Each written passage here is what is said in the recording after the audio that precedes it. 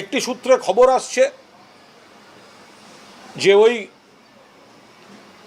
বিল অনুমোদন না দিয়ে সেটি নাকি রাজভবনে ফেরত এসে গেছে দিল্লি থেকে, এবং রাজ্যপাল নাকি ফেরত দিচ্ছেন। আমরা তার বিস্তারিত খোঁজ খবর নিচ্ছি। আমি অপরাজিতা বিলকে অবিলম্বে অনুমোদন দিতে হবে,